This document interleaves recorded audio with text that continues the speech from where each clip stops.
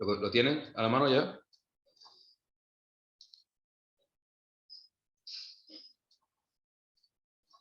Bueno, entonces, este documento que nos ha regalado Papa Francisco para toda la Iglesia, de él no se ha hablado mucho. Quizás el tema ecológico a veces no es tomado en serio. Los partidos ecologistas a veces han hecho de lo suyo y en lugar de ganar adeptos, lo que han hecho es crear grandes desconfianzas. Sobre todo si ustedes ven la cantidad de crímenes a obras de arte que están ocurriendo en los grandes museos, destruyendo pinturas, echándoles sopas de tomate enlatado, etcétera, como si los cuadros tuviesen la culpa de los desastres que pueden hacer en este siglo las grandes compañías multinacionales que afectan el equilibrio del planeta, ¿no? Si yo, que puedo presentar un discurso ecológico serio como artista y a veces curador de obras de arte, me doy cuenta de todos los desastres que se hacen en nombre del bienestar del mundo, con el patrimonio artístico, que también que es patrimonio de la humanidad. Bueno, es algo que no es para tomar en serio, porque yo no puedo hacer una denuncia a base de la destrucción, porque caigo en el mismo discurso. En todo caso, yo tendría que ser mejor que ese discurso que se ha hecho destructivo de todo lo que se presenta o se ha presentado como válido.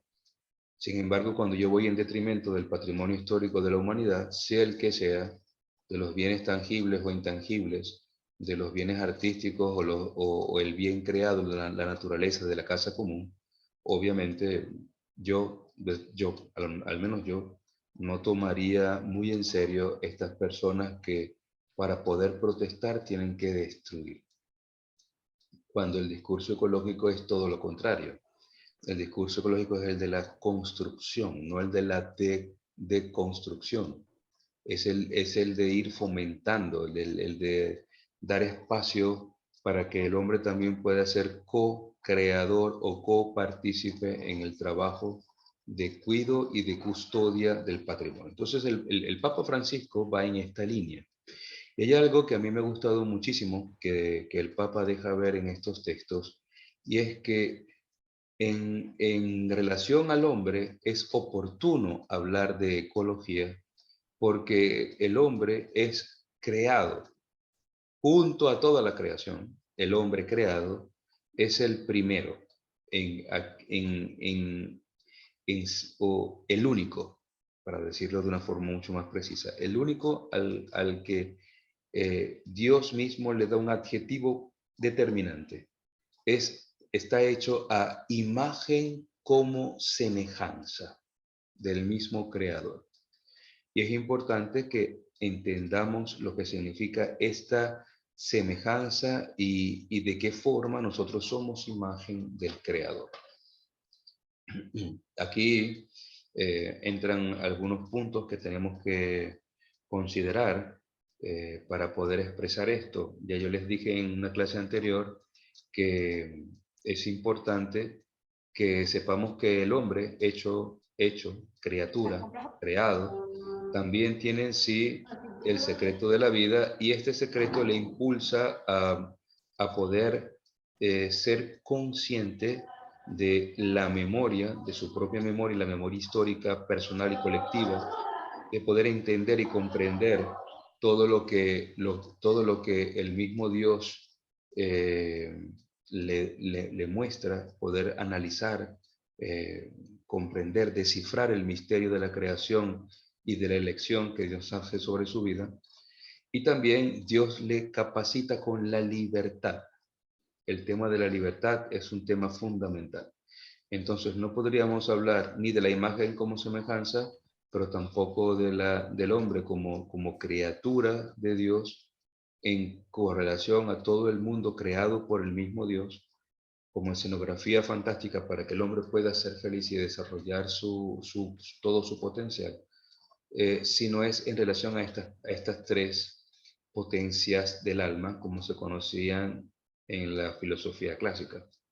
El Papa Francisco va a hablar de esto, pero de otra forma, de una forma mucho más cercana y quizás en un lenguaje bastante nuevo y actualizado que nos va a mí me ha gustado. Yo pienso que les va a gustar a ustedes también. El segundo capítulo me sorprendió con el título, El Evangelio de la Creación. Ya el Evangelio, poner ante la creación el sustantivo Evangelio, nos hace entender que la creación es una buena noticia. Yo no sé si a ustedes les ha pasado por la cabeza por qué Dios ha tenido que inventar a los zancudos. Se pudo ahorrar el trabajo. O porque Dios inventó a las cucarachas. Se pudo ahorrar ese trabajo. O los ratones, las ratas, ¿no? O sea, hay pocos insectos o roedores me dan asco, pero de hecho los puedo agarrar o con la mano o matarlos, no me perturba. Después me lavo y ya está. Eh, pero que te pase una cucaracha voladora por la oreja, eso es una cosa, ah, ah, bueno, pero forma parte de la creación. O cuando estás en la mejor parte de la misa, que te aparece la mosca, que no te deja ni consagrar y que parece que se te va a meter por el orificio nasal o por la oreja. Entonces, es muy difícil no pensar esta desgraciada mosca que me viene a dañar la consagración. Entonces, hay momentos en la vida, yo hablo por mi propia experiencia, pensar que estás durmiendo en un lugar que tú no conoces y de pronto sientes algo que te caminó por la cara y te das cuenta que es un ratón. Yo he pasado por eso y créanme que es muy desagradable. Entonces, bueno, pero es la creación. Y hay situaciones que se van presentando en la propia creación ante los cuales nosotros nos hacemos destructores de la creación. Porque si Dios ha creado todos estos insectos, que conocemos solamente algunos, no tenemos idea de lo grande y maravilloso que es cada especie, cada realidad creada por Dios. Aún no hemos conocido completamente todas las especies de peces, el mundo marino, el mundo submarino. No tenemos certeza de todo lo creado por Dios y que todo tiene un fin. Hay un balance y un equilibrio perfecto en la creación. Que nosotros no somos conscientes de ese balance y obviamente ante nuestra falta de conocimiento lo que hacemos es destruir y alterar el orden establecido por el mismo Dios en toda su creación. Porque todos estos insectos son los insectos que se comen a los cadáveres y que luego van a ser reintegrados en el ecosistema como materia que dará vida a otras realidades vivas. En fin, hay todo un ciclo, una cosa que cuando lo vemos en el sentido global más exacto es sorprendente. Y no se trata solamente de la supervivencia de las especies como pudo haberlo presentado Darwin cuando comienza a indagar sobre esta realidad natural, o que el más apto es aquel que sobrevive y evoluciona, sino que hay todo un equilibrio donde todas las especies dependen de otras para su subsistencia y hay un desarrollo, hay algo que a nosotros nos cuesta entender porque pensamos que Dios no puede haber hecho algo con este ciclo de vida donde los seres vivos tenemos que ser en algún momento seres muertos que generen nuevamente la vida. El Evangelio contiene un versículo que, que lo explica de una forma muy bella. El Evangelio nos dice que si el grano de trigo no cae en tierra y muere, no puede dar fruto.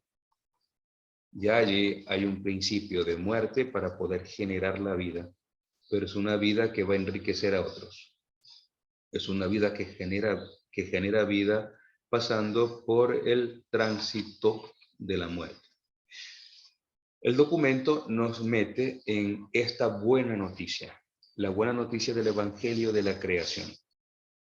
Y vamos a leer al Papa y vamos a intentar entenderlo sin filtrarlo. Porque tenemos la tendencia de leer a Francisco y decir, pero es que él quiere decir, como si el pana fuera un poquito retardado. No, hay cosas que está diciendo de una forma muy concreta y ha hecho una relectura de los textos bíblicos muy cercana a nosotros en este tiempo actual. Así que no seamos tan tradicionalistas y cerrados, que no queremos aceptar que el estudio bíblico, la exégesis bíblica ha avanzado muchísimo en estos últimos años, y pueden presentarse documentos donde nos dicen con claridad que aunque Adán y Eva no sean sujetos históricos en el sentido cronológico de la existencia, no por ello el mensaje del texto bíblico no se refiere al hombre y a la mujer creada, llamada y llamados por Dios. Entonces, diferenciemos desde el principio lo que significa ser un sujeto histórico y entendamos que la Sagrada Escritura nos presenta muchísimas veces a sujetos teológicos, como el querido Teófilo o el Zaqueo del domingo pasado, que aunque no tengamos certeza de su existencia histórica, ambos representan un resumen de aquellos que reciben el mensaje de Dios y por este mensaje son salvados, redimidos y se hacen amigos de Dios. Entonces, hoy el capítulo 2 de Laudato Si nos mete en eso. Aquí, el primer punto de este capítulo está llamado la luz que ofrece la fe. Todo el mundo sabe que estamos ante una crisis ecológica. ¿Cuál es la crisis ecológica que hay? El calentamiento global. Que se le ha hecho poco caso a esto, pero es algo que estamos viéndolo todos los días. Se están descongelando los glaciares, hay más agua. Las regiones en el planeta, incluyendo los pueblos costeros de Venezuela, hay un estudio que dice que incluso hay probabilidades de que Maracaibo desaparezca, porque hay zonas del estado Zulia que están bajo el nivel del mar. Hay suelo que ha sido ganado. Punto fijo también, ¿no? Punto fijo, o sea, hay regiones que son muy vulnerables en Venezuela. No es solamente los deslaves que puedan ocurrir, como lo que estamos viendo en la actualidad, sino que si sigue subiendo la masa de agua, va a cubrir regiones que son planas, que son llanas, porque simplemente es como que llenaron la olla hasta arriba y hay más agua de lo normal. Bueno, esto puede ocurrir porque los glaciares se están derritiendo. No podemos ya pretender que lo del calentamiento global es un discurso político. Es verdad que detrás de todo esto hay intereses políticos, pero no podemos tapar el sol con un dedo. Los ciclos que nosotros conocemos. Padre, Dime. Sí. Padre, una de las cosas que me ha llamado poderosamente la atención es precisamente la arena del Sahara.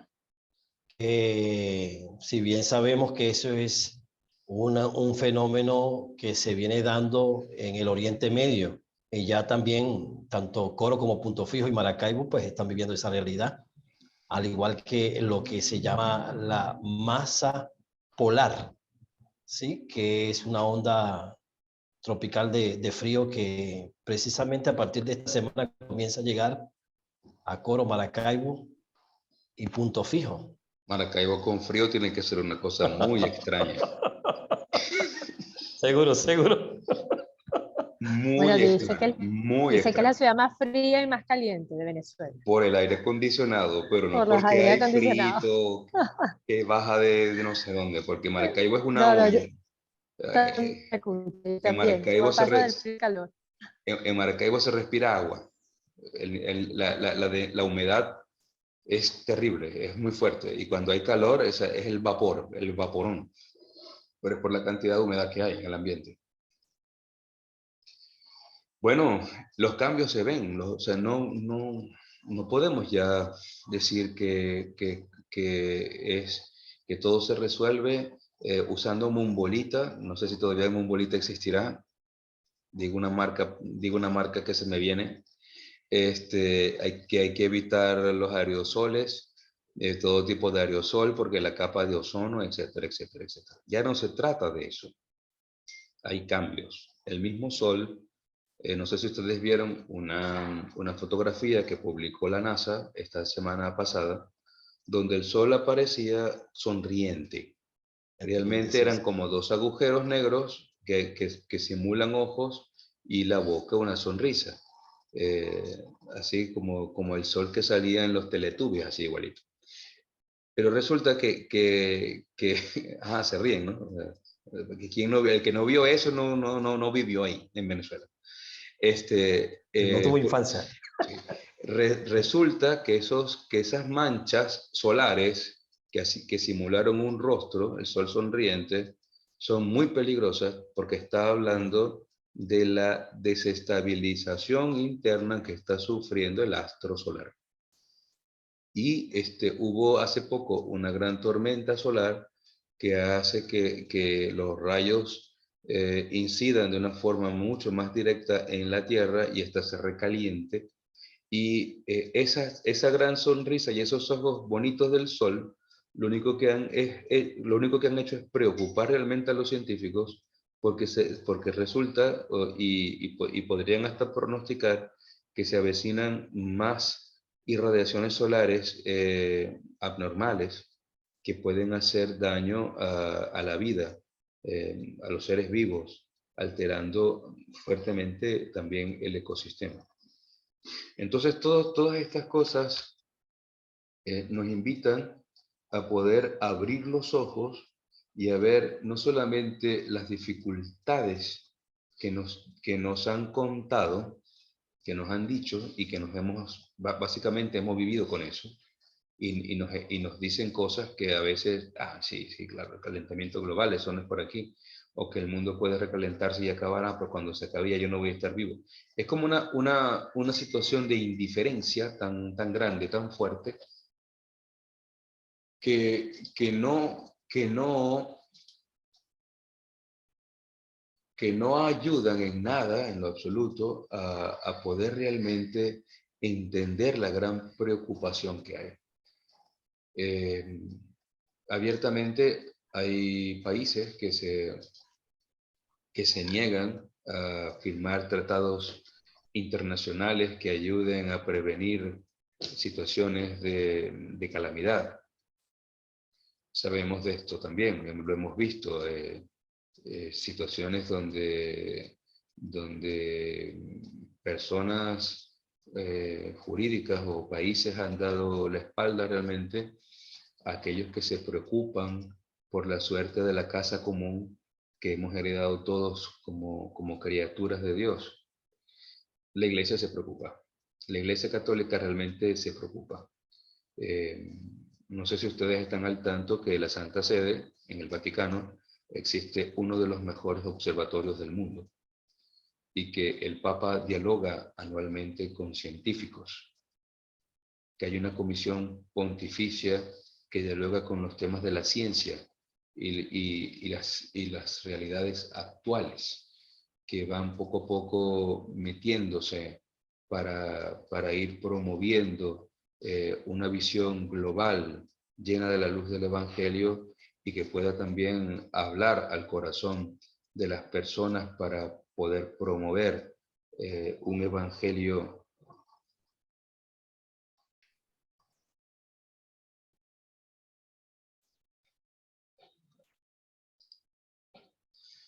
Aló. Hello, perfecto. Lo escuchamos. Sí, perfecto. Bien, ¿están todos por ahí? Listo, continúo entonces. Entonces, vamos a ahora, cuando dice que mi conexión a Internet es inestable. Ya no le podemos echar la culpa al Internet de Venezuela o de Curazao, porque el de Estados Unidos está igual. Para que sepan.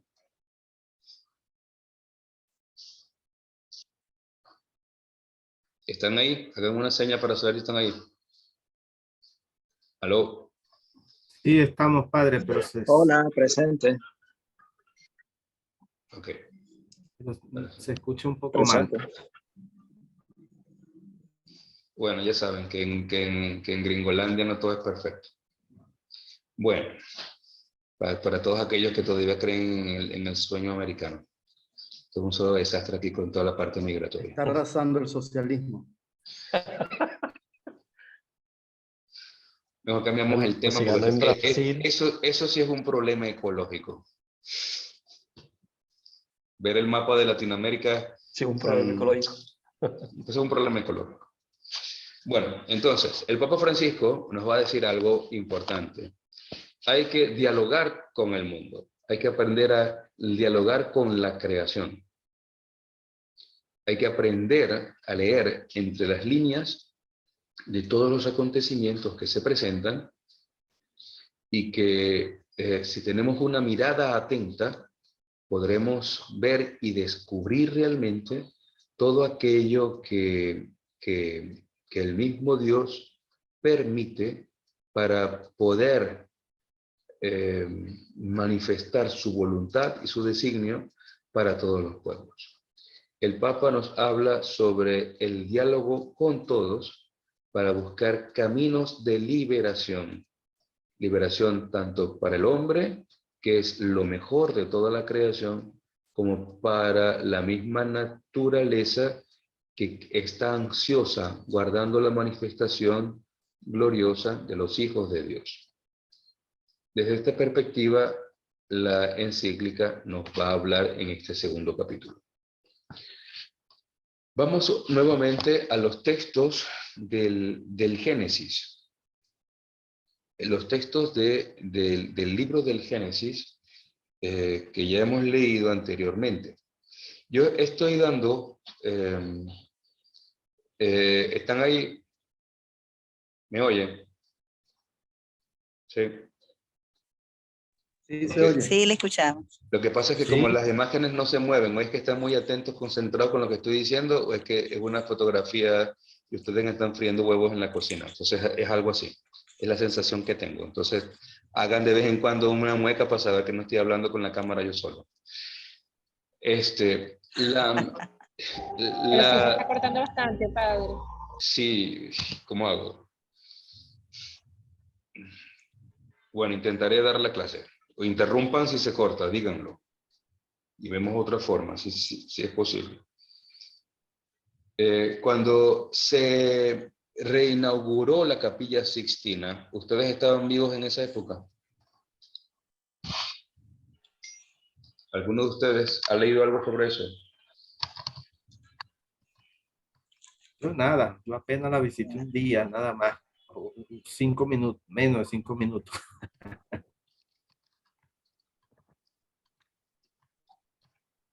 Menos de 5 minutos, no puede ser. En 5 minutos no veo ni los letreros de los profetas. Eso es lo que te permiten estar en la Capilla Sixtina, porque eso no te deja ni pararte.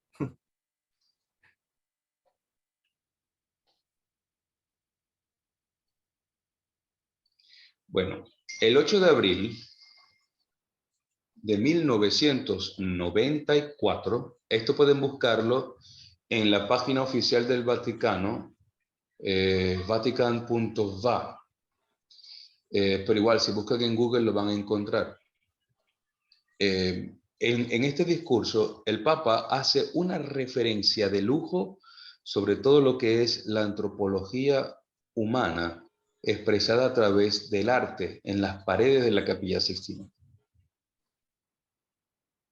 Y esto me vino a la mente, que compartirlo con ustedes y tratar de hilvanarlo con lo que nos dice Francisco, porque uno de los seminaristas Yo estoy dando también el curso de antropología en el seminario de Curazao este año.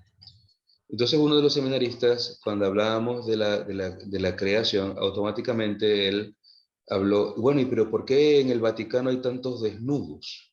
¿No? Entonces, sin entrar en muchos detalles del género manierista propio del Renacimiento, de los cuales Miguel Ángelo Buonarroti, Leonardo da Vinci, Botticelli, entre otros pintores, Rafaelo, etcétera, hicieron uso de este género para poder expresar temas de la revelación y al mismo tiempo estar a la moda con temas y asuntos clásicos. Entonces los desnudos son siempre el desnudo, pareciera que en la historia del arte hay una obsesión por representar la figura humana desnuda. Desde las pinturas rupestres, las Venus, los cazadores que se encuentran en las cuevas de Altamira, etc., hasta las obras maestras que adornan las paredes de los del Palacio Apostólico y de la Capilla Sixtina. Que la Capilla Sixtina sería la capilla del Palacio Apostólico.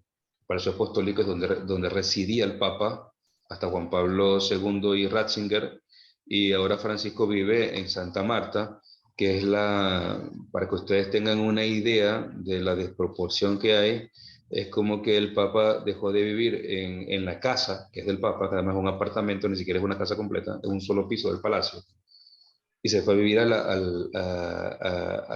la lavandería del Vaticano, al otro lado. Santa Marta es una casa bonita, moderna, pero es una hostería hecha para que los peregrinos, cardenales, obispos o algunos trabajadores que llegan a la Santa Sede tengan un lugar de acogida. Y el Papa llegó ahí para el cónclave y ahí se quedó. Ahí se puso, no ha salido de su cuarto. Y todo el mundo pasa por la autopista que da la vuelta a la Ciudad del Vaticano y ahí está la habitación del Papa. El Papa está en su cuarto leyendo. Entonces, ya no hay ningún tipo de privacidad. Eso puede interpretarse como que el Papa es cercano, pero también podría leerse como que el Papa es rebelde y no acepta que es Papa. Y que tiene que hacer cosas de Papa y se tiene que vestir como Papa y tiene que aceptar la seguridad que le imponen al Papa. Porque el Papa no solamente es Papa, sino que también es jefe de Estado. Sí. Y hay protocolos que hay que seguir, que la Iglesia sigue porque sigue en todos los países. Y al mismo tiempo, además, tiene un carácter de líder espiritual que hay que respetar, etcétera, etcétera, etcétera. Eso ha dado mucha tela que cortar. Con el tema del Papa, por ejemplo, cuando fue elegido Francisco, decían, este Papa sí es sencillo porque no se ponen los zapatos caros que usaba el Papa Benedicto. El Papa Benedicto tenía un gusto estético muy distinto a Francisco. Sería injusto compararlo con él. No se pueden comparar el uno con el otro. Pero el Papa Francisco no se puso los zapatos rojos propios del pescador Pedro, que simbolizan el celo por el anuncio del Evangelio, y de ahí el color rojo apostólico, porque el Papa Francisco tiene problemas ortopédicos. Y en el momento de la elección del Papa no se consideró que un Papa pudiese tener un pie más corto que otro y una rodilla mirando a la izquierda y otro hacia la derecha, un poquito hacia atrás. Entonces, el Papa, obvio, no puede usar ese tipo de calzado. Tiene que usar un calzado especial, cómodo, y aún hoy día vemos todos los problemas que tiene por sus rodillas y todo este rollo. Yo no sé Francisco. Pero Juan Pablo II no se queda atrás. Juan Pablo II para mí ha sido un papa, un gran humanista, Benedicto un gran teólogo, pero Juan Pablo II cuando hace un discurso antropológico expresando la belleza de la creación en la humanidad de Jesucristo y también de todos los seres que han hecho vida con él y que forman parte de la revelación. Así que la Capilla Sixtina se convierte, según el discurso de Juan Pablo II, como el lugar antropológico por excelencia donde se muestra las verdades del talento sacado de la inspiración, que su único objetivo es profesar nuestra fe en Dios creador de todo lo visible y lo invisible, y al mismo tiempo nos impulsa a reafirmar nuestra adhesión a Cristo resucitado, que vendrá el último día como juez supremo de vivos y muertos. Y es una obra maestra. Estoy leyendo palabras textuales de Juan Pablo II. La pregunta que me hacía el seminarista, y de ahí toda esa explicación de los papas y tal, es ¿por qué hay tantos desnudos en la Capilla Sixtina? Pues el motivo principal es que en la creación y en la nueva creación, el hombre no se encuentra avergonzado de ser hombre.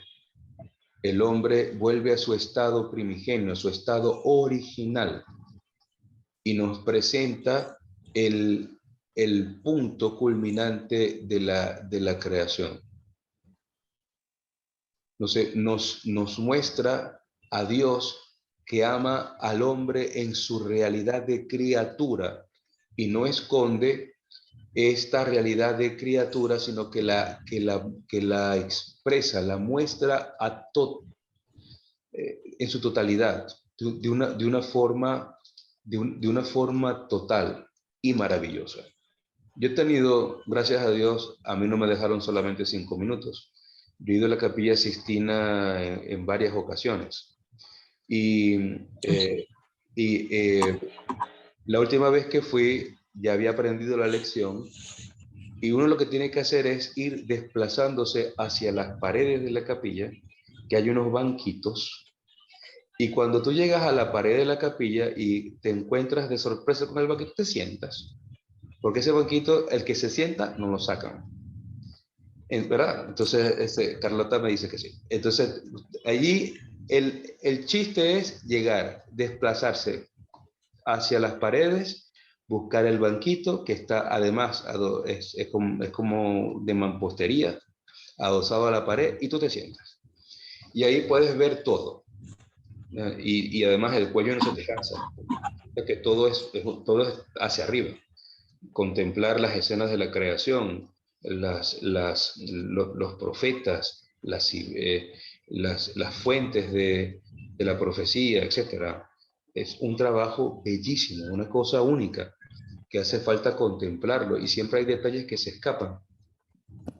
Cuando Juan Pablo II hablaba de toda esta belleza, de Dios como el autor de la suprema belleza, y de cómo el hombre, creado por el autor de la belleza, está llamado a poder expresar también esta belleza, esto habla mucho de un papa que aprende a ver detrás del pincel de Miguel Ángel volúmenes no solamente de tipo escultórico, porque Miguel Ángel pintaba casi que haciendo escultura por los matices que él lograba con las figuras, sino que más bien nos invitan a ver la grandeza divina.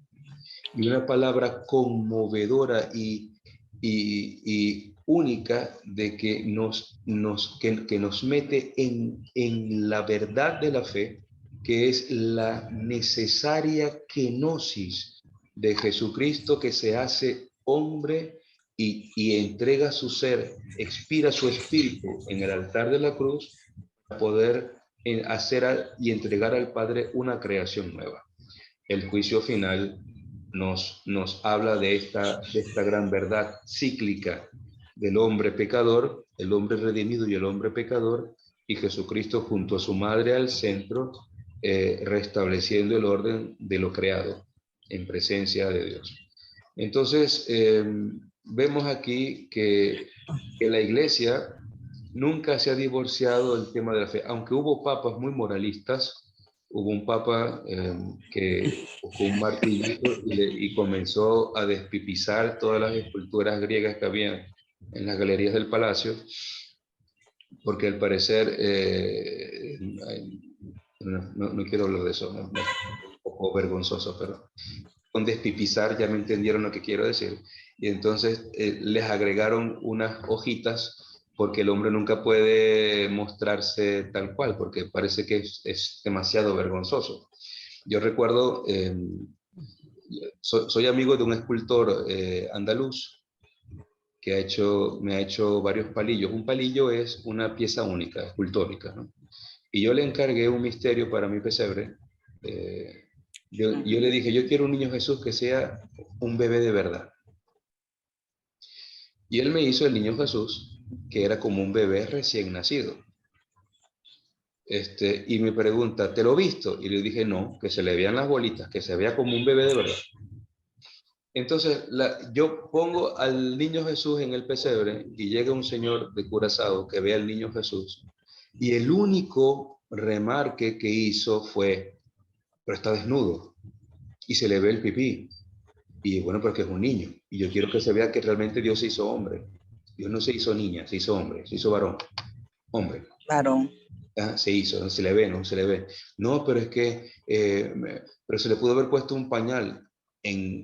Bueno, sí, el Evangelio dice que se acostó en un pesebre y fue vuelto en pañales. Y bueno, por ese momento se lo ensució y la Virgen se lo cambió y salió así para la foto. O sea, nos horroriza la idea de pensar que Jesús, no, que Jesús sea hombre, que Jesús haya tenido cólicos porque haya sido intolerante a la lactosa, que haya ido al baño, que orinase, que no usase desodorante, en fin, todo el tema que ha surgido, también aprovecho para decirlo, en torno a la escultura hiperrealista que se ha hecho en Salamanca, que está expuesta actualmente en Salamanca, del Jesús que se ha sacado de la sábana de Turín, que ha escandalizado mucho, porque esta gente hizo hasta la escultura de Jesucristo está desnuda, como aparece en el sudario, y además tiene hasta la circuncisión hecha, porque está hecho completo, anatómicamente completo. Y entonces hay mucha gente que está horrorizada, porque está viendo un cadáver, un hombre muerto. Pero es que ese era Jesús. Si realmente esta es la imagen de Jesús muerto en la cruz, es la oportunidad que tenemos para poder entender que realmente, por amor al hombre, Dios se hizo hombre. Dios hace la creación y para poder restaurar la creación, Dios se hace hombre y se mete en el corazón de la creación, porque cuando Dios crea al hombre dice, es lo mejor que he hecho, está hecho a mi imagen como semejanza, y al mismo tiempo le exhala su espíritu y le comunica la vida y resulta el hombre ser un ser viviente. O sea que Dios, no solamente el discurso de que se hace hombre para perdonar los pecados del hombre, sino que se mete en la creación. Hablemos en el contexto ecológico que nos presenta la encíclica. Se mete en la creación de una forma total y determinante para poder restaurar desde adentro todo aquello que el pecado ha destruido. Todo lo que ha generado la muerte, la destrucción no solamente del hombre a nivel ontológico, en su ser constitutivo formal, sino también la destrucción de todo lo creado. Porque el hombre, lleno de pecado, lleno de odio, de orgullo, de ira, de envidia, destruye la creación, se hace fratricida. Caín mata a Abel, destruye la comunión. Adán ya no se habla con Eva, esa mujer que tú me diste por esposa, esa mujer que tú has creado. Eva se pelea con la serpiente que tú creaste, que no sé qué, qué tal. Siempre el pecado destruye la comunión, y donde pudo haber existido una armonía total y completa, pues se presenta ahora un escenario donde solamente existe la muerte y la destrucción. Buenas tardes. Entonces, hoy el documento nos invita a poder meternos de una forma particular y bastante novedosa en esta situación tan dramática que vive el hombre y que vive toda la creación hoy. Porque si el hombre vive lleno de pecado, el hombre destruye todo aquello que ha sido creado por el amor y la exquisita belleza de Dios. Ustedes ven una flor y piensan en la flor más bella que ustedes puedan haber visto. A mí me gustan mucho las orquídeas. solamente que las orquídeas exigen un mantenimiento muy fuerte. Hay que estar pendientes, cambiarle los envases, etc. Pero existen una cantidad infinita de orquídeas de distintas especies, que cada una es más bella que la otra. Pero hay una en particular que me gusta, que además la tengo conmigo en mi casa en Curazao, que es una orquídea venezolana, la cataleya, que también crece mucho en las regiones colombianas. Pero esta que a mí me gusta mucho es la que es amarilla y que tiene el corazón entre fucsia y morado y lila. Y tiene unos contrastes bellísimos. Cada vez que florece, yo la veo y siempre es como un trío de orquídeas que va creciendo, un ramillete lleno de orquídeas amarillas, un color intenso, un amarillo canario, para que se lo imaginen, con el corazón entre fucsia y morado. Eso es una cosa exquisita. No sé, algunos de ustedes pensarán en una rosa o en otra cosa, pero para mí la orquídea este tipo. Y cuando yo lo veo siempre, lo primero que pienso es que Dios es grandioso, es maravilloso. ¿Y esa orquídea cuánto dura? Pues dura menos de un mes. Si le da mucho sol se marchita, se muere y el esplendor es pasajero. Y si Dios, como dice la Sagrada Escritura, reviste de belleza una flor que hoy es y mañana no, ¿cuánto más no hará por el hombre creado a su imagen? Como leíamos también en la primera lectura del domingo pasado, que ha sido dotado de la inmortalidad y por culpa del pecado y de la miseria del propio hombre, esta inmortalidad se ha visto afectada, afeada por la negligencia que nosotros hemos puesto en la tarea de ser custodios de la creación, custodios de nuestro hermano y también ser copartícipes de Dios para poder defender este plan maravilloso que Él ha dado y que ha revelado a través de Jesucristo, su Hijo. Es importante que nosotros también veamos esto en un sentido mucho más global, porque obviamente no vamos a hacer un discurso a partir de una interpretación aislada de la fuente cristiana, sino que tenemos que comenzar a hacer una visión cristológica fuerte de los textos del Antiguo Testamento para poder entender y unir toda la creación, toda la revelación que se da en la creación. Pues aquí comienza el diálogo. Los textos bíblicos nos ofrecen una sabiduría muy especial. Dios es aquel que es capaz de crear con su palabra. El dabar de Dios, la palabra de Dios, un poco diferente el concepto de dabar del concepto de logos. El dabar de Dios, esta palabra es aquella que se dice y hace. Lo que Dios dice, se hace. Lo que Dios dice, automáticamente existe. Y al final, Dios vio todo lo que había hecho y era muy bueno. La Sagrada Escritura nos enseña que el ser humano ha sido creado a imagen y semejanza de Dios, ¿no? Esto lo sabemos todos ya. Si buscamos en la Sagrada Escritura, en la primera carta de San Juan, capítulo 4, versículo 8, ¿qué nos dice? ¿Quién lo busca? Padre Manuel, busque usted, primera de Juan. ¿Tienes la Biblia ahí? ¿No? Ponchado con bases llenas. ¿Quién? Juan 8. A buscarla aquí en el Capítulo teléfono. 1. Primera carta de Juan, capítulo 4, versículo 8.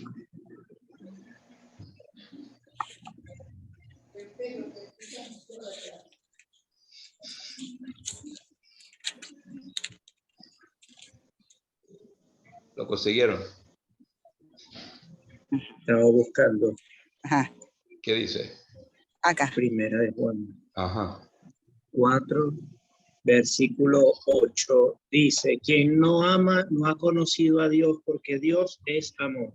Listo. Esa es la esencia divina. Muchas veces nosotros hacemos mucho énfasis en las potencias del alma, memoria, entendimiento y voluntad. Y nos olvidamos de la substancia divina, que es quién es Dios. Y San Juan nos lo dice con una precisión indiscutible. Dios es amor. Entonces, si Dios es amor, el hombre hecho a imagen y semejanza de Dios tiene que ser para toda la creación amor. ¿Cómo nos comemos esto? Porque suena muy romántico y muy bonito, enternecedor y seductor, pero la verdad es que las relaciones de amor que existen en el mundo entero, si las vamos a comparar con las relaciones de amor entre Ucrania y Rusia, la cosa como que no nos cuadra. Y si las relaciones son de amor entre el Estado venezolano y la oposición, pues menos. Porque en Venezuela hay dos gobiernos, hay dos Cortes Supremas de Justicia, hay dos no sé qué, falta que haya dos obispos en cada diócesis, todo es por partida doble, entonces uno no sabe a quién hacerle caso. Claro, porque uno marcha con la banderita y dice que sí, que no triunfarán, o no pasarán, lo que sea, pero después todos vamos a hacer la cola religiosamente al Saime, para que nos den el pasaporte, para que nos den la cédula, para que nos den, entonces, por un lado, estamos en una fase de negación de la realidad, pretendiendo que otras cosas paralelas, un universo paralelo tipo Marvel existe, no sé, el multiverso. Lo más parecido al multiverso es vivir en Venezuela. Uno no sabe en qué realidad y en qué momento histórico va a caer, pero por un lado somos completamente terroristas, opositores, y por el otro lado, cuando tenemos que buscar el papel que nos hace falta para la apostilla, para el pasaporte, pues vamos todos y entramos en el sistema establecido. Entonces, por un lado, decimos, no, hay un gobierno tal, transitorio, como lo quieran llamar, inexistente, casi invisible, porque ya nadie habla de eso. Y por otro lado, bueno, sí, una dictadura, pero igual, todo el mundo se chupa el clavo y hace lo que tiene que hacer. Amor, existe el amor, existe una sensación de bienestar. Hay algo que me escandalizó y se los confieso. La semana pasada hablaba con un chamo, amigo, que fue seminarista en Caracas. Él se salió, se casó, formó su familia, como Dios manda, etc. Su papá se muere y después yo me enteré después, que lo saludé y él me cuenta que tuvo que pedir dinero prestado para completar los $400 que costaba el entierro de su papá. Al día siguiente, yo leyendo las noticias, así como quien no quiere las cosas, bebiendo café, pasando las publicaciones del Instagram, veo que la entrada para ver el Miss Venezuela, y no es la entrada más cara, cuesta $470. Entonces yo digo, aquí hay una vaina que no me cuadra. O sea, esto no es normal. Un país donde un venezolano tiene que pedir prestado para completar los $400 para poder hacer un entierro, es el mismo país que organiza un show, un espectáculo, el que sea, me da igual que sea Miss Venezuela o que sea Bad Bunny, es la misma vaina, que cuesta una entrada, que yo conozco el Poliedro de Caracas, y los tabureticos que tiene el Poliedro de Caracas no valen $470, aunque el show sea muy bueno, porque mi coxis es más valioso que el show, y yo amo mi coxis, y el coxis y yo somos uno, y me va a acompañar hasta que me muera. Entonces, ¿cómo es posible que hayan estos desajustes? No hay proporción. No hay proporción entre la realidad del venezolano de a pie y lo que se pretende vender al mundo. Es mi percepción, quizás yo estoy equivocado. Ustedes están en todo su derecho de cuestionar lo que yo estoy diciendo en este momento, porque yo no estoy viviendo en Venezuela. Pero es mi percepción.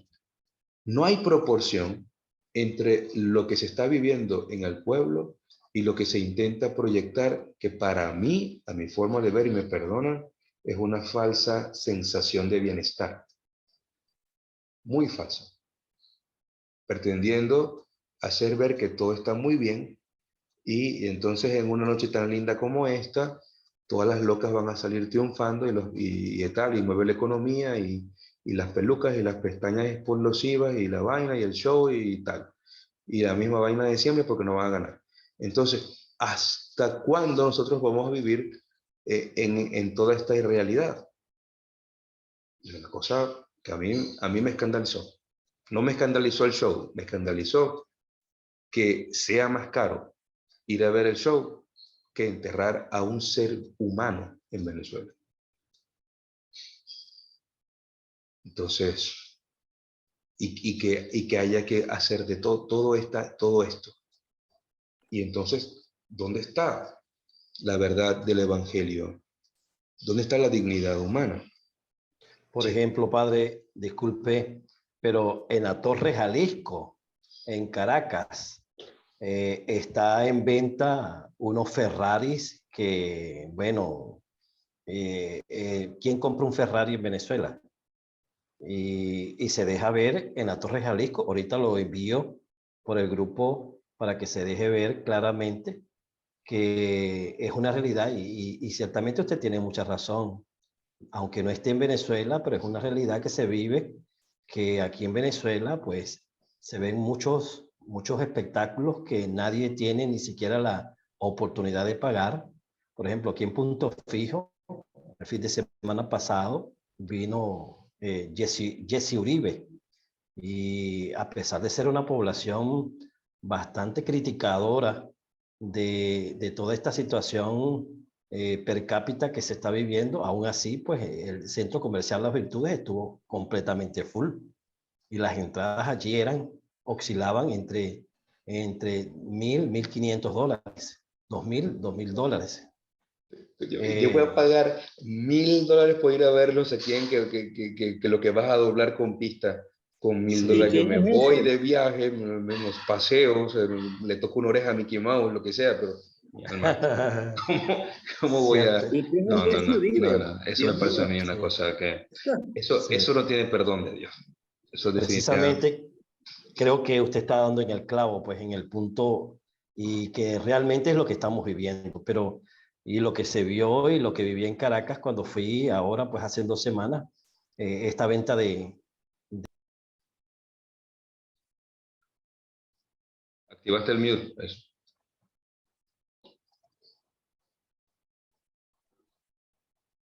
José Luis no se escucha. Ahora sí. Ahora sí. Bueno, y en hace 2 semanas que estuve por Caracas, pues pude ver esa realidad de los Ferraris que están tanto rojos como plateados. O sea, el gusto de cada quien, pero ¿quién los compra? No, que es un país donde hay problemas para buscar gasolina Eh, y venden Ferrari. O sea, Y se ven exactamente, en la exactamente. calle. Y se ven en la y se ve calle. en la calle. Eh, O sea, Se ven en la calle. cae uno de esos huecos que se están abriendo así de forma espontánea por todo el país. Hasta ahí llegó el Ferrari. Ay, no. Sí, yo más que la diferencia, o sea, de que si cuesta un concierto esto o aquello y los Ferrari, es el que alguien no pueda, que el país no le ofrezca a todo el mundo la oportunidad. Ojalá todos pudiéramos comprar Ferrari y ojalá todos pudiéramos ir a todos los conciertos. Pero lo triste es que tenemos la gran parte de la población que no puede pagar un velorio. O sea, eso es lo más triste de todo. Es triste, muy triste. Bueno, esta es la realidad. Ese es el ecosistema venezolano. Si Dios es amor y el hombre está llamado a ser reflejo de la sustancia de la impronta divina, el hombre está llamado a ser ante toda la creación reflejo de esta bondad infinita de Dios, reflejo de este amor. La reflexión tiene que llevarnos a esto, a preguntarnos nosotros mismos hasta qué punto yo soy amor. Teresita de Jesús, en una crisis vocacional que tuvo, en la historia de un alma, lo dice de una forma bellísima. Cuando se planteaba cuál era su vocación, Y ella dice, bueno, yo soy el amor. O sea, nada más y nada menos, pues. No dijo, no, yo quiero ser, no sé, patrocinadora de las jornadas vocacionales o yo quiero ser sponsor de no sé qué, de los patinadores de las misas de aguinaldo. No, ella fue al clavo, al punto más importante, sí, al punto crucial de la fe. Ser el amor es ser ante el mundo un reflejo de la substancia de Dios, de la impronta de la substancia. Es ser otro Cristo en la tierra. Es manifestar al mundo el amor incondicional, infinito y eterno de Dios.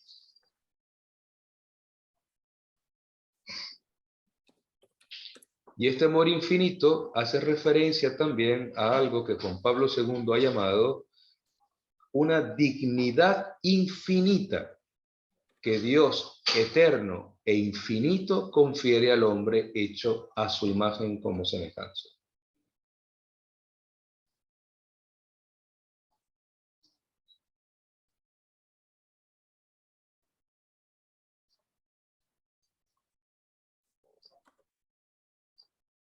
Dice Francisco, qué maravillosa certeza es que la vida de cada persona no se pierde en un desesperante caos, en un punto regido por la pura casualidad o por ciclos que se repiten sin sentido.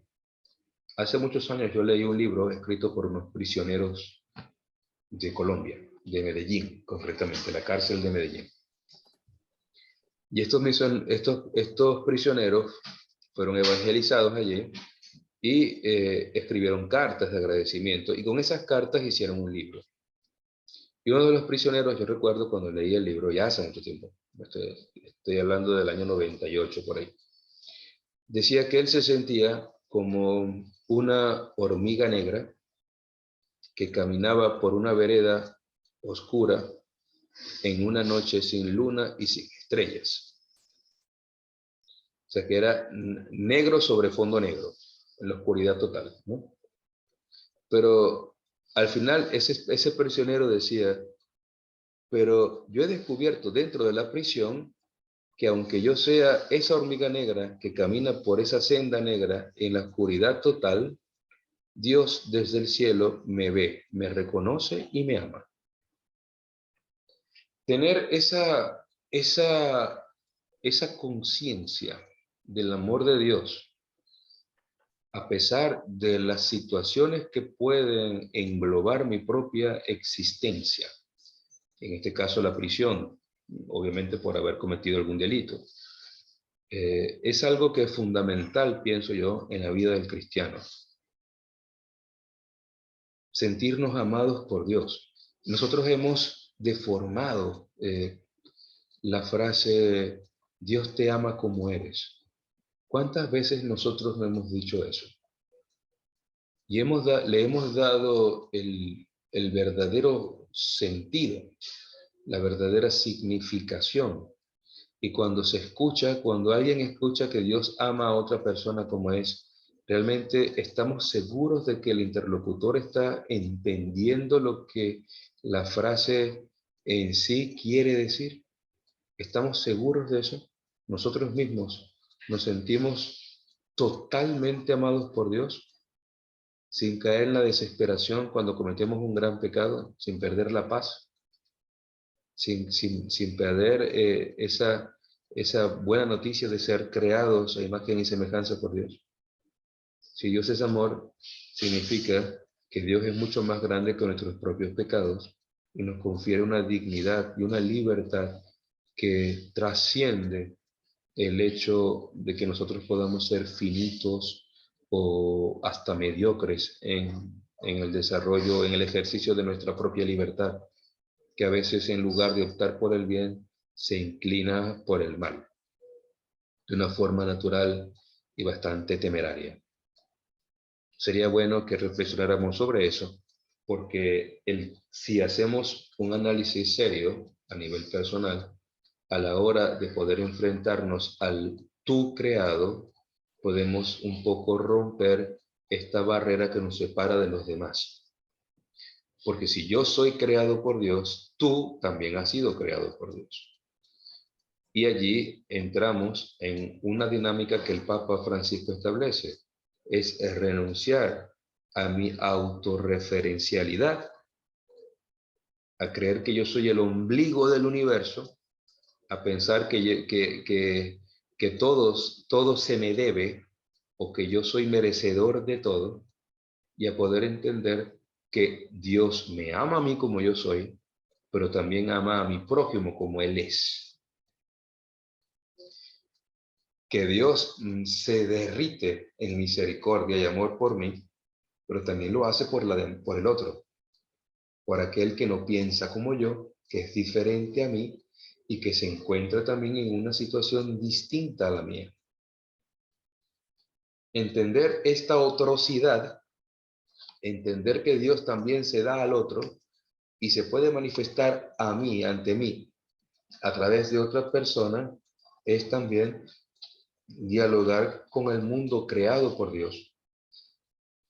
Porque si Dios es amor, y antes de que fuésemos formados en el seno materno, Él ya nos conocía y nos ha hecho entender su bondad eterna e infinita, también tenemos que aceptar y comprender que esto mismo se realiza en la otra persona y que nos tiene que ayudar a poder descubrir en el prójimo, en el próximo, en el vecino, el reflejo de la imagen y bondad de Dios.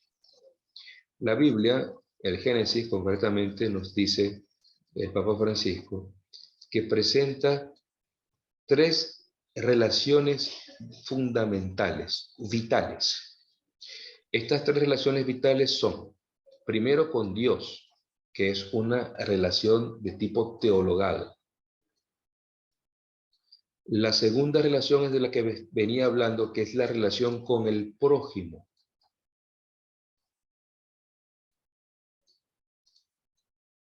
Con el tú, con el otro. Y la tercera relación vital es con la tierra.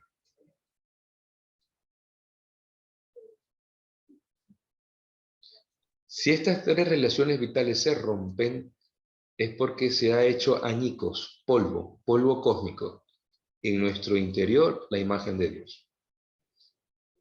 Porque Dios, cuando está en nuestro ser, es aquel que nos ayuda a amar, como Él nos ha amado. Recuerden lo que dice Juan, quien no ama es porque no ha conocido a Dios. Es simple. Vemos la primera carta de Juan completa, eso es un pescozón en la cara de a cualquiera. Porque además nos dice que somos unos asesinos si no amamos a nuestro hermano. Si no perdonamos a nuestro hermano, lo matamos. ¿Perdón? Muy bien, mi rey. ¿Tú cómo estás? No son con nosotros. Víctor, baja el volumen. Saludos también. Dile que estamos bien. Entonces, la situación se presenta así. La relación con Dios, la relación con el prójimo y la relación con la tierra. ¿Qué me va a importar a mí la tierra? Sí. Si yo soy tremendo egoísta y lo único que hago es enriquecerme y servirme de la creación. No soy custodio de la creación, sino que todo lo hago para mi propio beneficio. Exacto. ¿Qué me importa a mí la suerte de mi hermano si lo único que estoy haciendo, es pensar en mi propio bienestar? No me importa, no me interesa, no estoy ni siquiera no tengo ni siquiera un ápice de empatía con el destino de mi hermano, con la suerte de mi hermano. Y yo he conocido muchas personas así. Una cosa es ser empático y otra cosa es ser simpático. Hay gente que confunde los 2 conceptos. Hay mucha gente simpática, pero muy poco empática. ¿Sí? ¿Quién quiere opinar? No, bien, mientras estaba conversando y cuando citaste, ¿no? El tema de Laudato Si y un poco el relato de la creación sobre el discurso, a mí me venía en mente, ¿no? Yo estuve en el semestre pasado un poco estudiando algunos maestros de espiritualidad y hice una pequeña, sí, una lectura del padre Teilhard de Chardin, que la verdad que Teilhard de Chardin es geólogo, teólogo, filósofo. Muy cuestionado en su época, pero después ya Sí, hoy en día hoy en día prácticamente. ha cambiado totalmente Sí, y su aporte. claro, yo creo que este hombre, la verdad que tenía una visión extraordinaria de lo que es la creación. Yo leyendo algunos textos, la verdad que incluso me apasioné un poco por la creación, por el mundo. Y a mí me gusta mucho, o sea, esa visión, no solamente como científico, o sea, porque obviamente hay toda una visión científica del mundo, sino también esa compaginación entre, también con lo espiritual, es decir, la creación. No solamente podemos hacer un discurso teológico, sino también espiritual y científico. Y la verdad que Teilhard de Chardin tiene unas propuestas maravillosas sobre la creación, sobre el mundo, sobre la materia, que yo creo que Habla hoy sobre la cristificación del universo. sí, En ese concepto engloba todo. sí, sí, engloba todo. Y yo la verdad que, o sea, yo leyendo a este hombre, la verdad que sentí un gran deseo de apreciar la creación. Yo te confieso que no he leído Laudato Si, intenté leerla una ocasión, pero bueno, ya después, entre tantas cosas, no la pude leer. No, Pero léanla leyendo porque a... el capítulo 2 es capítulo de examen. Léanla. Ok, El capítulo 2 seguro va para el examen. Eso miren, úntenlo con cremita hidratante para que vaya agarrando forma desde ahora. Eso va para el examen. Capítulo 2 seguro. Y el 3, vamos a ver, pero el 2 va seguro.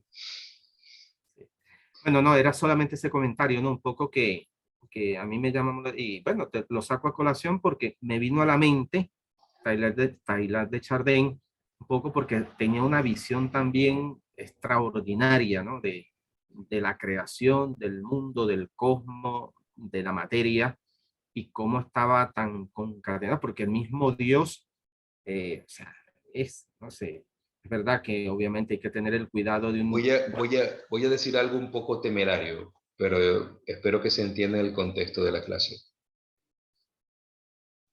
Dios se hizo creación.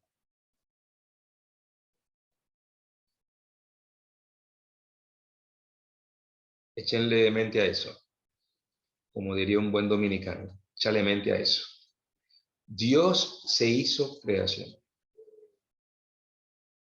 Lo inaudito, lo que no se puede entender, no es solamente que Dios por amor al hombre se haga hombre, sino que Dios se hace parte de la creación al aceptar la condición humana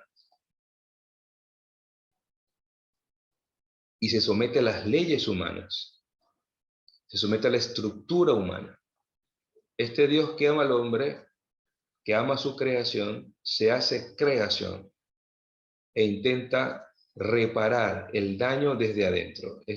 No sé si voy a intentar explicarlo con un lenguaje un poco más actual. Es como que Dios ve que su sistema, el sistema que él ha creado, está tan dañado que él mismo ha creado una aplicación de nanotecnología que permite que él se meta dentro de las mismas estructuras de lo creado para reparar de adentro hacia afuera de una forma explosiva, no implosiva, sino explosiva, todo lo que el virus del pecado ha dañado en los tejidos internos de toda esta red de amor que él creó y que el pecado destruyó. Entonces, y aquí nosotros tenemos que entender el concepto de pecado de una forma mucho más amplia. No son los pecaditos que nosotros hacemos, que ya es bastante. No le quiero quitar importancia a eso. Esos pecaditos que hacemos, eso es bastante. Pero no es solamente eso. La realidad de pecado es mucho más profunda. Es algo que está dentro de la creación y lo que busca es la muerte de lo creado. Si Dios es el autor de la vida y es amor, la creación salvada y redimida por Dios, lo que intenta es ser reflejo de ese amor absoluto y total de Dios. Padre, Albert, dime, que sí, levantaste la mano.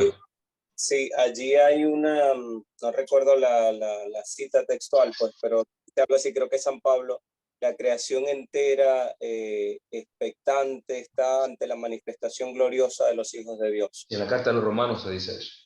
Ok, eso por allí, ¿no? Que en línea con esto que está diciendo, ¿no?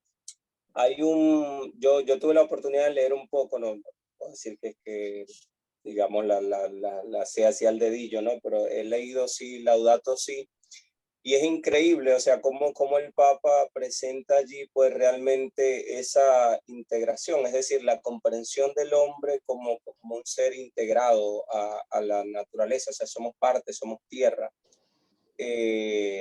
Esa relación vital, ¿no? Pues normalmente eso, intersubjetividad, ¿no? La alteridad del hombre, pero por lo general planteamos eso es en relación al hombre, a otro hombre, a nuestro semejante, pero aquí esa no solo relación de cuidado, sino de dependencia, es decir, eso mismo que corre, los minerales que están allí en el suelo, pues están en nosotros, somos tierra.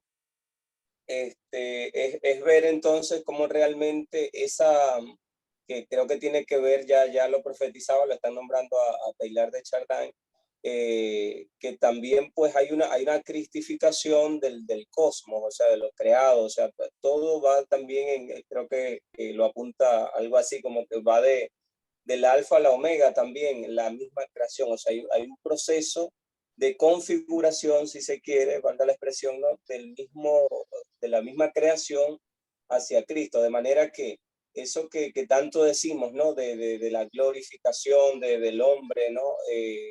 La escatología última, pues lo mismo vale decirse también de toda la creación. O sea, está también en ese proceso, en esa tensión escatológica, digamos. Si mal no recuerdo, Albert, es el capítulo 8 de la carta a los romanos. No recuerdo los versículos, pero en el capítulo 8 encontramos esa... Okay. ¿Y se esa escucha? información. ¿Aló? Ok, sí. No, y quería decir poco lo que he leído también de la misma teología de la liberación, si se quiere, digamos que está como en esa fase. Ave María Purísima. Bueno, hoy se habla de teologías de la liberación, ¿no? Porque hay diversidad también, ¿no? Con esto del pueblo, etcétera. Hablemos de la teología de la creación, digamos, para, o sea, no se actualízate. Okay. No, que ha derivado precisamente en toda esta teología de la creación, con todo este en el que sigue muy presente, tiene que ver con esto. Mira, hay algo importante. Aunque no es que yo nada. Mira, hay algo allí, San Pablo, cuando habla en la carta a los romanos, en el capítulo 8, busca los versículos que hay esto. Habla está hablando de que la creación entera está como con gemidos de parto. Esa expresión a mí siempre me ha llamado la atención. Está pariendo, está en un trance de dar a luz algo nuevo. Y esta novedad que está guardando toda la creación es que se puedan manifestar los hijos de Dios, los que tienen la propia naturaleza divina y que pueden hacer lo mismo que Dios hace, porque el Hijo tiene la naturaleza, el DNA del Padre. Y si el DNA de Dios es el amor, entonces el Hijo es compatible a esta realidad. Y toda la creación está guardando esto. Y no solamente en el sentido ecológico de sembrar maticas y de cuidar a los delfines y a las ballenas azules, y lo que no es eso. Es algo, claro, es poder restaurar todo este orden pensado por Dios en su mente, en su corazón, si podemos darle a Dios estas características antropomórficas, todo lo que Dios ha pensado para que el propio hombre pueda ser feliz. Porque si el hombre es feliz en la creación y el hombre es consciente de que todo ha sido creado muy bueno cuando él mismo ha sido hecho de la tierra y ha recibido esta gran aclamación y alabanza del propio creador, pues resulta que este hombre necesita ser consciente de esto para poder manifestarle a la propia creación el deber que le fue asignado, conferido al mismo hombre en el momento de haber sido creado, para que pueda custodiar, y no custodiar y gobernar en un sentido de dominio indiscriminado, sino en el sentido de servicio. El hombre creado a imagen y semejanza de Dios es servidor de la creación. Está allí para custodiar, para cuidar, para poder defender lo creado por Dios. Este es el modelo que Dios quiere presentar ante el mundo. Un modelo lejos del pecado, que manifieste con toda la fuerza, con toda a plenitud el deseo de Dios. Si somos conscientes de esto, si nuestra relacionalidad con Dios es sana, con nuestro hermano es sana, si nuestra relacionalidad con la creación es sana, entonces nosotros tenemos la autoconciencia de que no somos Dios. El parágrafo 67 del capítulo 2 nos está hablando de esto, del documento. No somos Dios. Dios es Dios. A Él todo honor y toda gloria. Pero yo no soy Dios. Y entonces aquí el Génesis nos plantea una situación. Si, aunque hemos sido creados a semejanza de Dios, a imagen y semejanza de Dios, yo no soy Dios. Él es el prototipo, yo soy la copia. Yo no soy Dios. Él es el original, Él es la fuente, el amor fontal, la vida, en Él está todo. Yo solamente soy criatura. Y en cuanto criatura, es importante que aprendamos a cuidar y proteger, custodiar, preservar, guardar, vigilar. Y todo esto asociado a cultivar la tierra para que ésta pueda dar fruto. Si la tierra no da fruto, simplemente es porque yo no he cumplido con mi misión.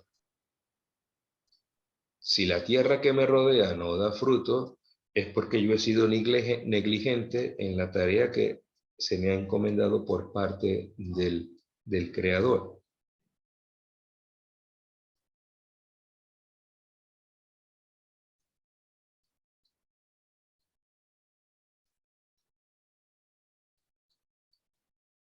Reconocer a Dios como Dios significa que el centro de atención no cae sobre mí, sino que yo refiero todo a Dios.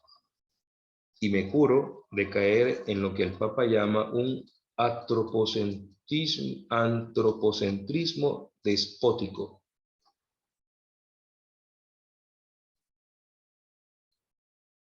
Que lo único que busca es referir todo a sí mismo, desatendiéndose de las demás criaturas, de todo lo creado.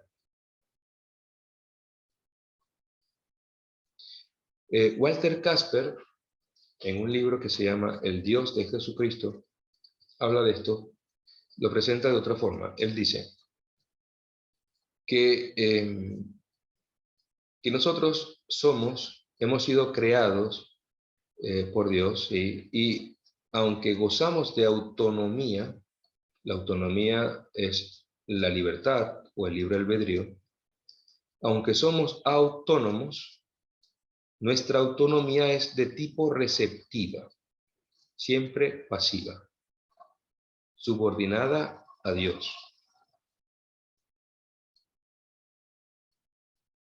Él también habla de otra forma, dice Walter Casper, habla sobre lo que podría entenderse como una autonomía, pero entendida desde el punto de vista de nuestra relacionalidad con Dios, como teonomía.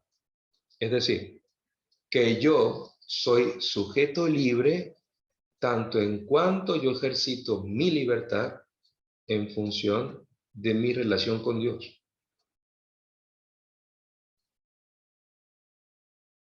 Es decir, que el hombre, toda mujer, serán libres, seremos libres, si ejercitamos cada vez más nuestra voluntad, siempre en orden a hacer la voluntad de Dios.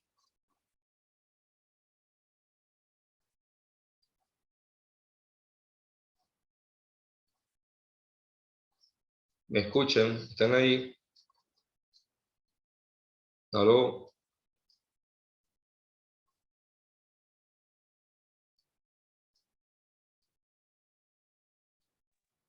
¿Ustedes lo escuchan o los perdimos todos? Yo te estoy escuchando a ti. Lo perdimos, yo creo. Bueno, está llegando a poca señal. No, yo estoy perdido, eso yo no tengo salvación, pero eso no significa que Bueno, no me estén escuchando en la Si clase. tengo que ti, imagínese yo. No, se está cortando. ¿Escucharon lo último que dije? No, ¿verdad? No. Ok. No, en absoluto. Escuché hasta teonomía. Ok. La autonomía de tipo receptivo significa que yo seré el sujeto libre siempre y solo si yo hago la voluntad de Dios. En cuanto yo más me acerco a realizar en mí lo que Dios quiere que yo sea o que yo haga, solo de esa forma seré completamente libre.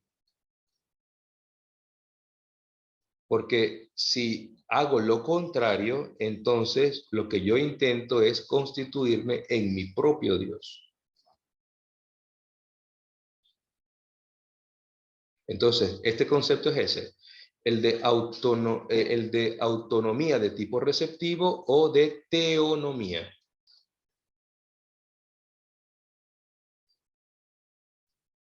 La referencia bibliográfica que nos dijo, por favor, si me puede repetir el nombre de la persona. Walter Casper. Yo creo que les envié el libro por las fuentes que están digitales en el grupo de WhatsApp. El libro se llama El Dios de Jesucristo. No lo tengo aquí porque estoy muy lejos de mi biblioteca, pero estoy casi seguro que es ese libro. Plenamente convencido. Entonces, allí podrán entender mucho más cuando él habla sobre esto.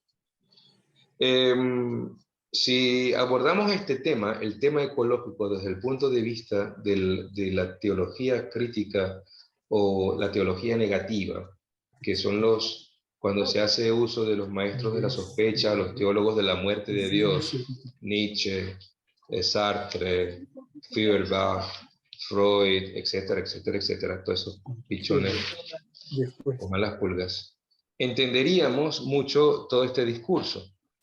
Porque matar a Dios, en definitiva, es matar al hombre.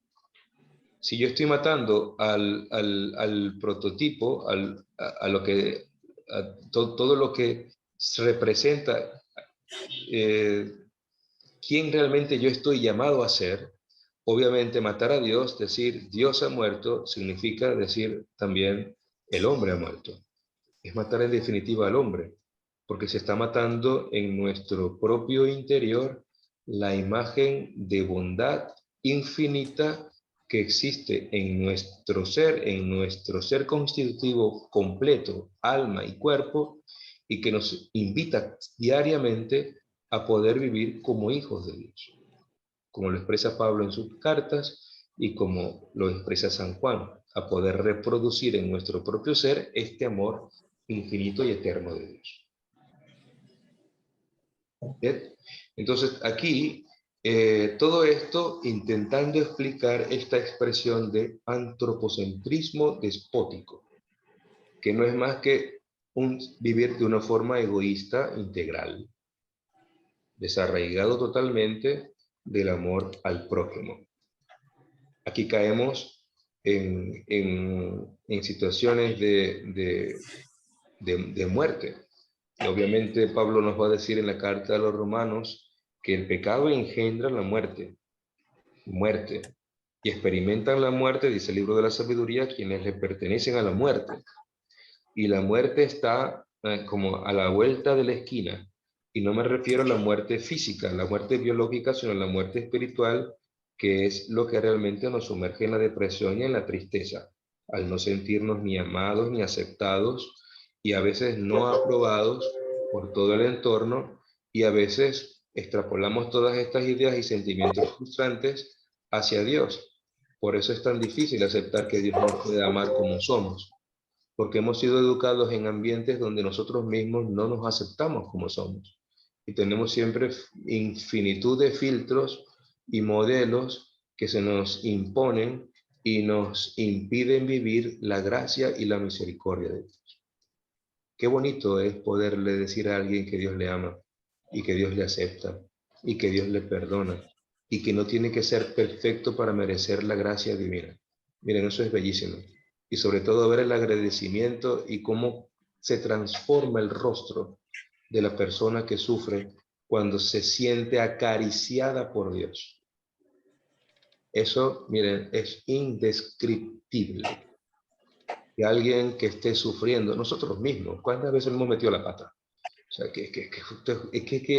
que a veces somos tan, como los discípulos de Emaús, que van al camino de Emaús, que no hacemos memoria de los momentos de ternura y compasión que el mismo Jesucristo ha tenido con nosotros.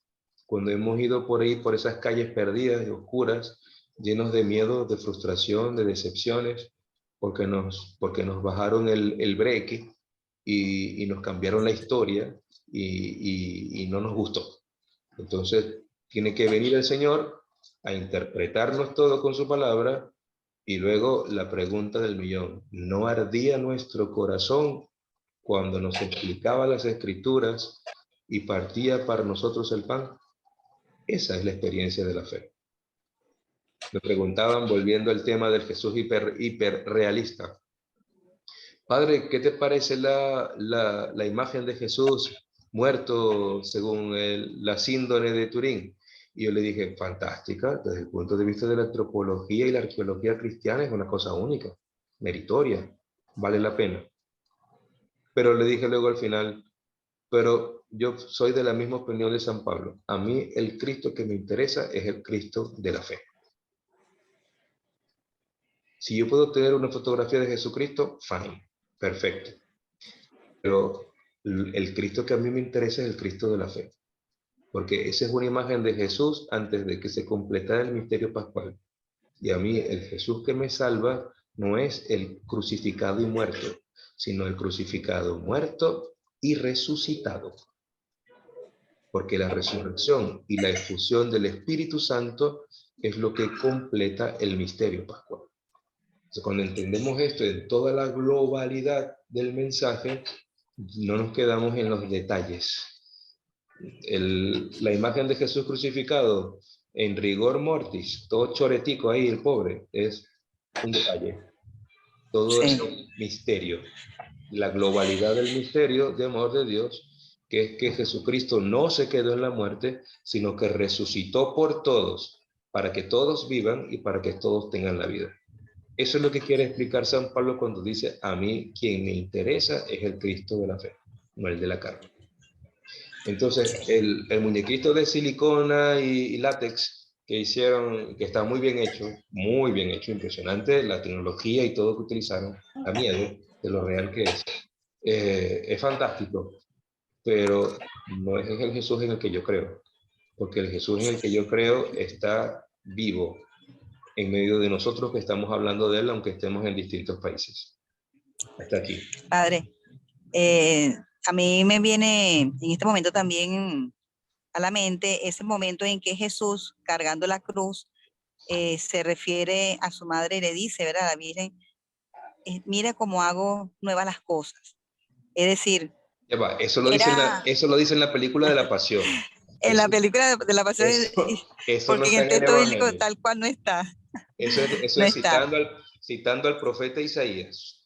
Sí, y sin embargo, bueno, lo traigo a colación porque ciertamente en ese parir nuevamente de la creación, en la búsqueda de la salvación, de redimirnos, hace nuevas las cosas. En su misterio pascual, en la Eucaristía, bueno, ya cuando veamos a profundidad lo que es la parte de en sí de lo que es Cristo y lo que es la iglesia, hace nuevas las cosas.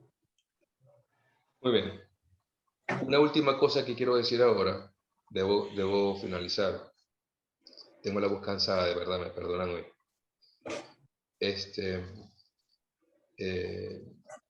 Tenemos que hacer un esfuerzo por no caer en el panteísmo desordenado. ¿Okay? ¿Qué significa eso? O sea, panteísmo no es pantene. O sea, no es, los que somos calvos aquí no tenemos problema con eso. El panteísmo es hacer una excesiva divinización de la naturaleza y de lo creado. Es como decir, ay no, yo no voy a buscar el baigón para matar la cucaracha, porque la pobrecita cucaracha, la hermana cucaracha, ha sido creada por Dios. Mate esa bicha, la mate y ya está, porque si no usted se enferma. O sea, eso no es, o sea, nosotros no podemos ahora, no, yo voy a hacer, no, la maté, ay Dios mío, un pecado, maté la cucaracha, voy a buscar un relicario para meter la cucaracha y hago adoración de la cucaracha, porque la cucaracha es presencia divina. Si caemos en esos excesos, entonces tenemos un desorden mental y yo les recomiendo un buen psiquiatra que venga a Altamira y les ayuda gratis.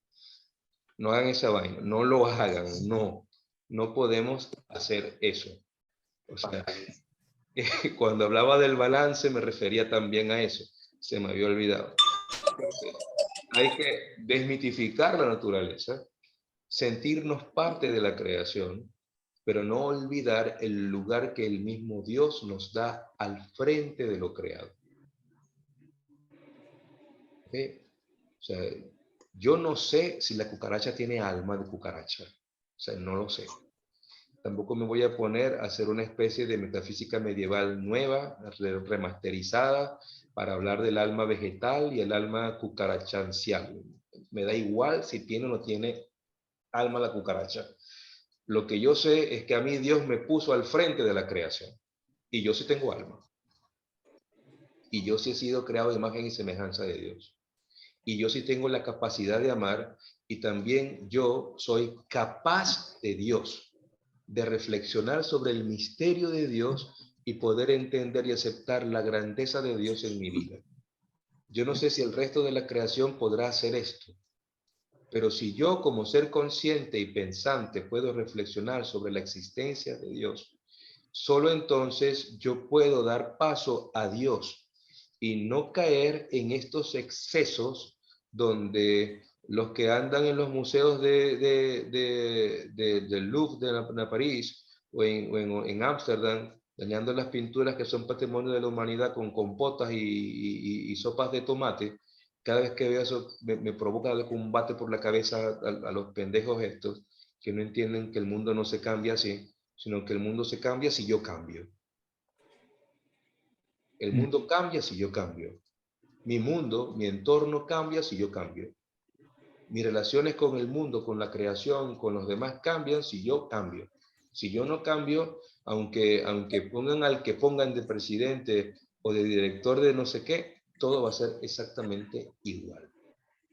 Entonces, estas relaciones son importantes. Recuerden la relación con la tierra, la relación con el hermano y la relación con Dios.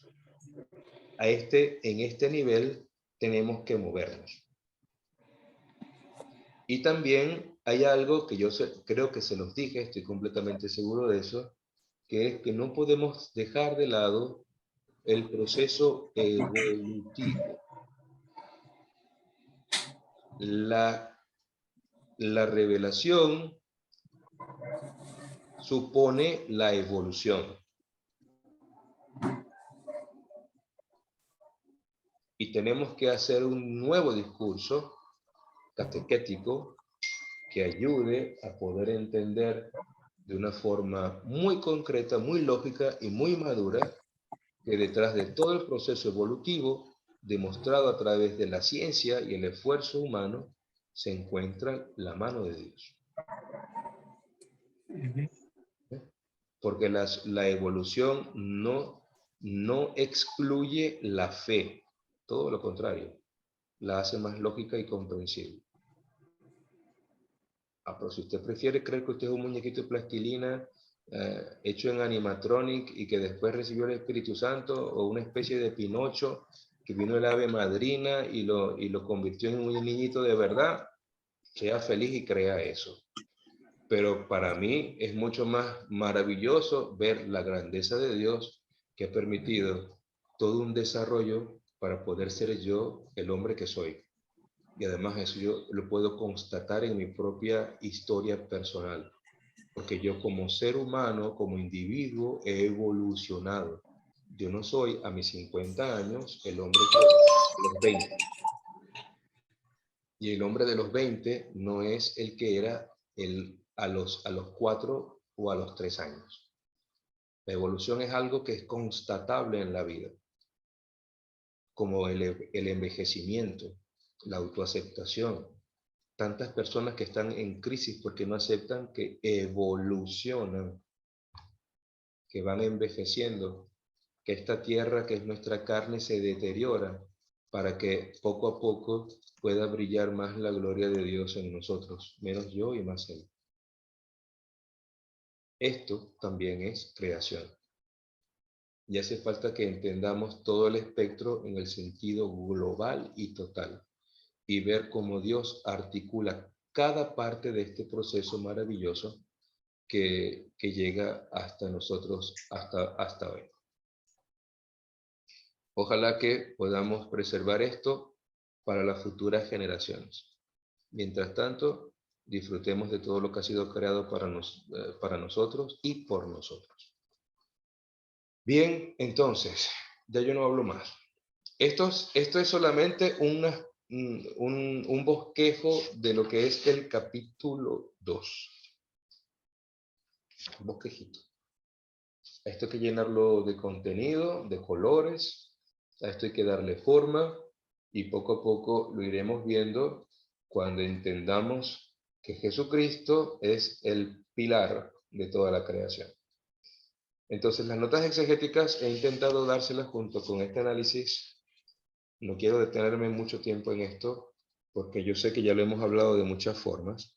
Y ya a partir de la próxima clase, Dios mediante, comenzaremos a hablar ya propiamente del acontecimiento Cristo, el acontecimiento cristológico. Y les propongo, no una tarea, pero sí para que vayan investigando, para que nos entendamos un poco, porque aquí hay sacerdotes que ya han estudiado cristología y saben que hay herejías cristológicas que atentan contra la divinidad o contra la naturaleza, ¿no? Pero hay otras personas que no son sacerdotes, necesitamos que todos hablemos el mismo lenguaje. Entonces, por favor, principalmente quienes no hayan estudiado anteriormente cristología, dense un paseíto por Wikipedia, si pueden, o por un libro serio de los que yo les he dado, que vean que hay cuáles son las herejías cristológicas, las que atentan contra la humanidad o contra la divinidad de Jesucristo. Se los digo desde ahora. Para algunos es mucho más fácil creer que Jesucristo es una especie de E.T. que bajó del cielo, olvidado en una nave espacial, o para otros es que Jesús lo que fue un tronco de actor que simuló su muerte y se fue a vivir al Japón y se casó con una geisha. Entonces, de todo, hay de todo, créanme que hay de todo. Entonces, y que María Magdalena no fue la novia fue la geisha. Bueno, hay japoneses que creen que Jesús estaba en Japón comiendo sushi con ellos. Y los mormones ni se diga, eso tienen una fantasía musical en la cabeza. Y los testigos de Jehová, ni hablar. O sea, esa gente está loca, esa gente no cree ni en su madre. Entonces, lo importante es entender realmente qué es la encarnación. ¿Qué es la encarnación? Entonces, vamos a meternos un poco en estos temas para que vayamos asumiendo gradualmente estos contenidos y luego podamos armar todo este edificio a partir del discurso antropológico. ¿Ven? Aceptemos el hecho de que Jesús hizo hombre, que Jesús tenía sueño, tenía callos en los pies, tenía a veces estreñimiento y orinaba 3 veces al día como cualquier persona normal. Sí, tomaba vino. Y se iba de rumba con los panas. Es que Y si lloró yo- también la muerte de su amigo Lázaro. También, lo que tenía, era sentimental, Sí, era lloroncito el ¿qué pana, pasa, era emotivo. Entonces, nos cuesta entender que Jesús era persona, que era hombre, nos cuesta. Pero también nos cuesta aceptar que un hombre sea Dios, y viceversa, ¿no? Entonces, estas cosas hay que verlas muy bien para luego poder hacer un acercamiento, una aproximación madura hacia la figura de Jesús. Es impresionante, Jesucristo es un personaje impresionante. Bueno, mis hermanos y hermanas, gracias por la paciencia. Que se mejore. Gracias, profe. Gracias. Gracias, profesor. Gracias, profesor. Chaito, pues. Yo no sé en Muchas qué parte, gracias. Hasta luego. desde, Chao. desde qué parte del mundo va a ser la próxima clase, pero la próxima clase va, no se preocupe. Profesor, usted pasó el Zoom de la última clase, porque yo no lo conseguí. Sí lo pasé. Busca lo que está en los contactos, en el grupo de WhatsApp. Ok, listo. Muchas gracias. Muy bien. Bueno, hasta luego. Hasta luego. Feliz tarde. Chao. Gracias.